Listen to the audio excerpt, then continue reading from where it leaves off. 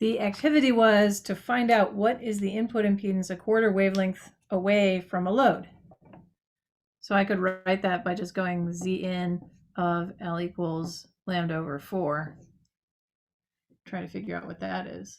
I'm going to zoom out a little bit too. There we go. Now we have space. We can do this a couple different ways. Let's start by looking at the input impedance equation. We're also asked to figure out, what is the reflection coefficient, the input reflection coefficient at that position. So let's start with that. The reflection coefficient is a function of position. Is the reflected wave at that location divided by the forward going wave at that location, which works out to be the load reflection coefficient, right? Because the amplitudes of these two waves on a lossless line are not changing, times e to the minus 2j beta L. The factor of 2 arises because while the forward going wave is traveling this way and accumulating phase, the backward going wave, the reflected wave, is traveling the other way and accumulating phase. So relative to each other, they accumulate twice as much phase because they've got some of it going that way and some of it going that way. So they do it at twice the rate. So if I remember that beta is 2 pi divided by the wavelength, it's just the number of radians that are added in phase. How many radians of phase does my wave get as it moves? So it's 2 pi divided by the wavelength. I can substitute that in. And then if I remember that L is supposed to be a quarter wavelength, this J beta L becomes, there's a 2 pi over lambda times lambda over 4. Well, here's a 2 and here's a 2 and here's a 4. Those all cancel each other. And this lambda and this other lambda cancel each other. And then I just have e to the minus j pi. E to the j pi and e to the minus j pi are both equal to minus 1. So at this particular position, gamma in at a distance of a quarter wavelength from the load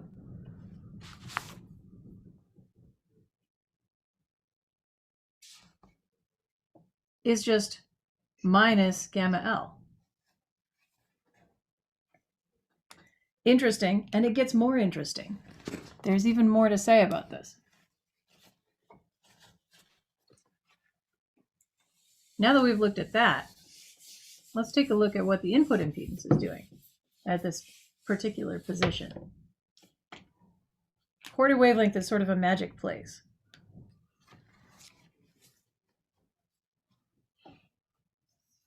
Now, the equation for input impedance, there's a couple of them in your book. I'm going to use the one that is equation 7.64 in your book. So equation 7.64.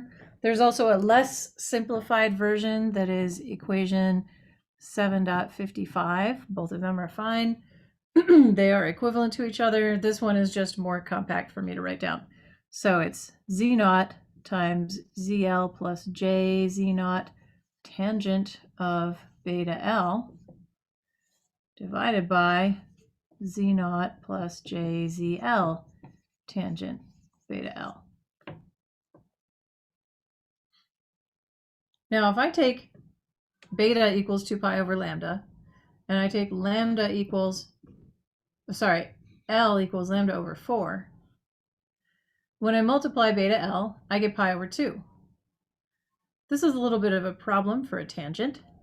Well, not really a problem, but it's something that we have to deal with carefully because tangent of pi over 2 is equal to sine of pi over 2 divided by cosine of pi over 2, which is 1 over 0. That's not awesome for, it's not nice mathematically. There's a couple ways we could deal with this. We could apply L'Hopital's rule, but the simplest thing that we could do is just multiply through by the cosine. So we have ZL times cosine, and then we have JZ naught sine of beta L, that's just 1. Then we have Z naught times cosine, we have ZL times sine instead of tangent, and that's just 1. So these things that we multiplied by the cosine then become 0. And I end up with z in at lambda over 4, in that particular special case, is this ZL gets multiplied by 0, so that one goes away. So I have Z naught squared over ZL.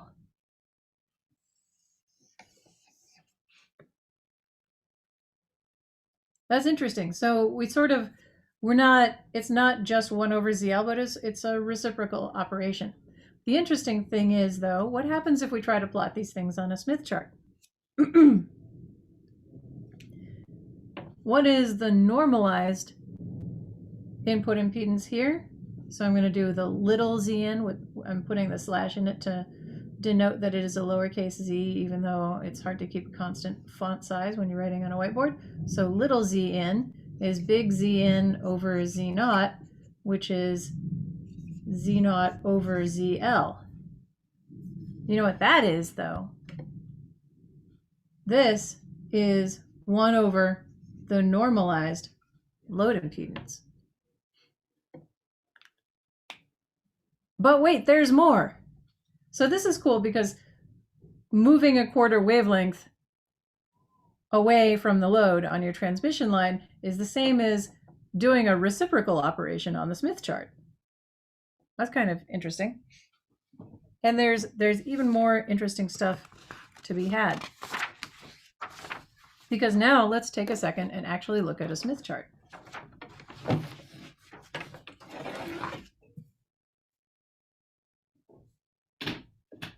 I'm going to zoom you really far in so you'll actually be able to see this well.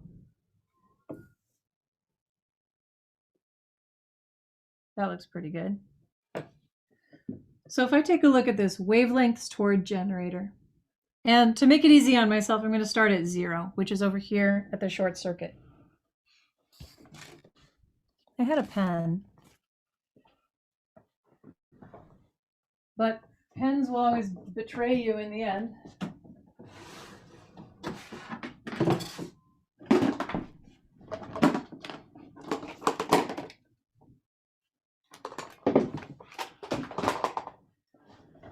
So I'm going to start over here at the short circuit point of my Smith chart, and I'm going to move along the wavelengths toward generator scale until I get to 0, because that is my 0 wavelengths toward generator reference position.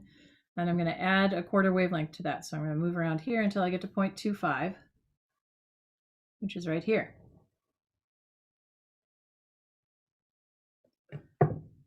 So now we know some facts. We know from the equations that the reflection coefficient a quarter wavelength away from the load is the negative of the load reflection coefficient, the input versus load reflection coefficient. We know that the normalized input impedance is the reciprocal of the load impedance. And if I pick a random load impedance on here, let's say that one, I know that that's also just moving, reflecting across the center point of the Smith chart because it's rotating around 180 degrees in reflection coefficient. So I can just do that right there. Find the same distance from the center point.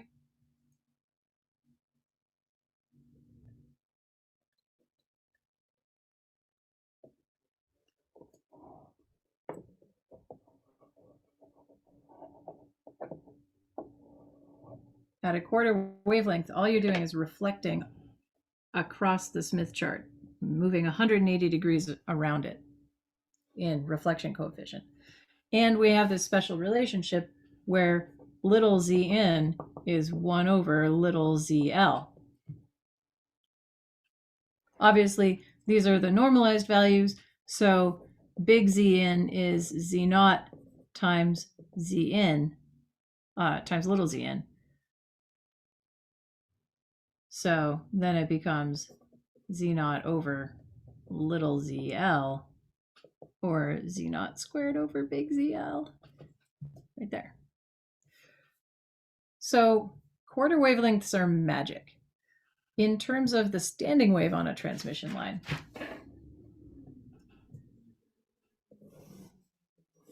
right? The period of the standing wave on a transmission line, I'm going to draw one for a short circuit because those are really easy to draw. They just kind of look like this. And they repeat every half wavelength. So if you move 1 quarter wavelength away from a voltage minimum, you get to a voltage maximum. That's true for all of the standing waves, no matter what type of load they're terminated by, because this period is a function of how fast those reflected and forward-going waves accumulate phase relative to each other.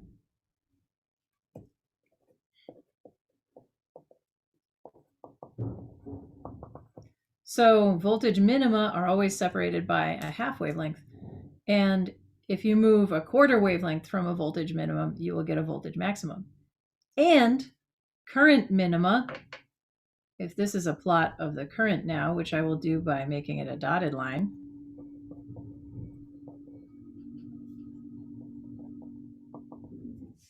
current minima are offset from voltage minima by a quarter wavelength. So anytime you're at a voltage maximum, you are at a current minimum. And anytime you're at a current maximum, you're at a voltage minimum. And that's because of this shape that the input impedance has. If I make a plot of the input impedance, for a short-circuited transmission line, it's purely imaginary, so I'm just going to do the X term.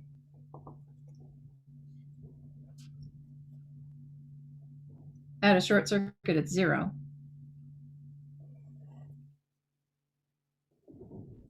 A quarter wavelength away from that is where your tangent diverges in its usual way.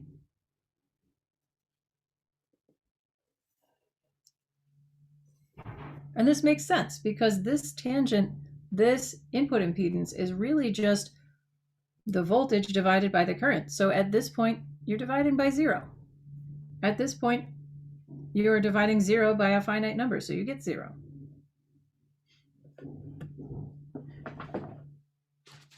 We're getting ready to do another activity. So any questions about this before we move to the next thing? I was just wondering why when you did that, you sort of started at sort of 0 points or started at Vmax and Vmins. Like on the equation, you did at a quarter of a wavelength instead of like X plus, well, X I guess would be a bad term, but like X plus a quarter wavelength. And then solve for that. I think I'm making it overcomplicated for myself. Oh, when I was drawing a plot, I wanted to draw a plot that would be easy to draw. So I assumed a load impedance of 0 here, a short circuit. And I know that at a short circuit, the voltage is 0. That's a voltage minimum.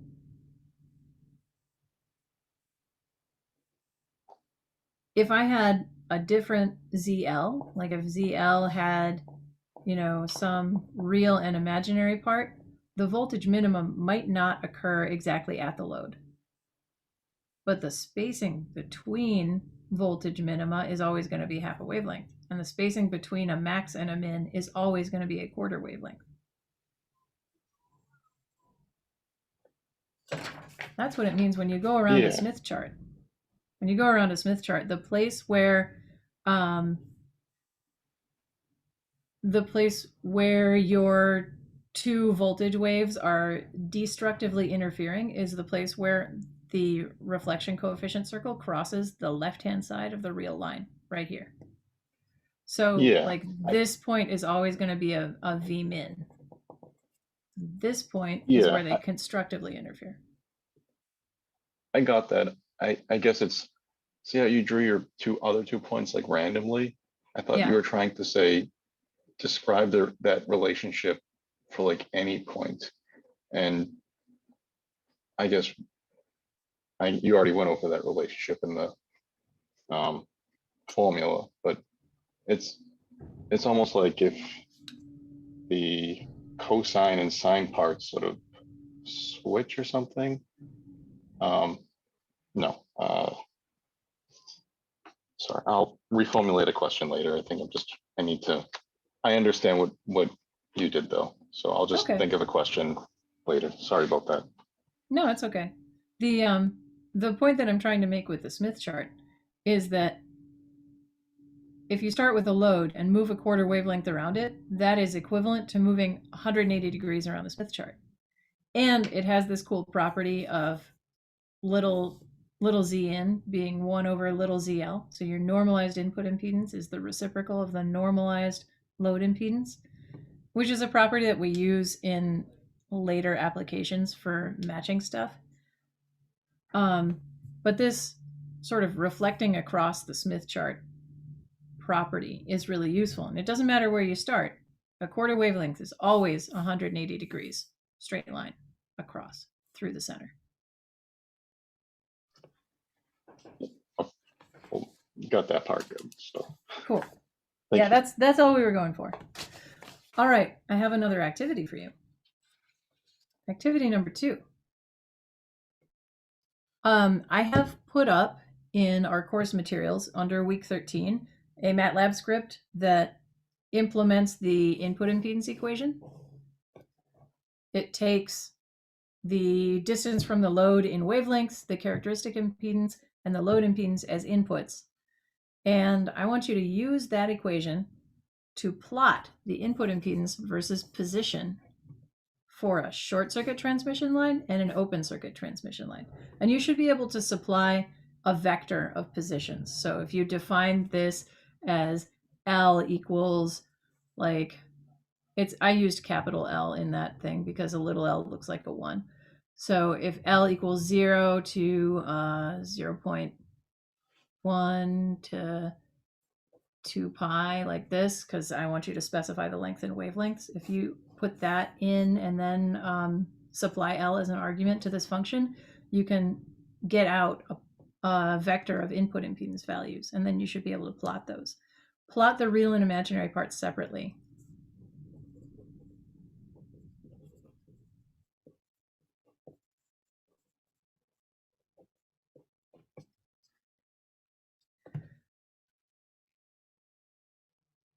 And then take a look at the plot that you generate for a short circuit and for an open circuit and compare that to what you know about a Smith chart, and then take a look at how the input impedance behavior is the same for these two cases and how it's different for those two cases, and figure out how they map onto different positions on the Smith chart.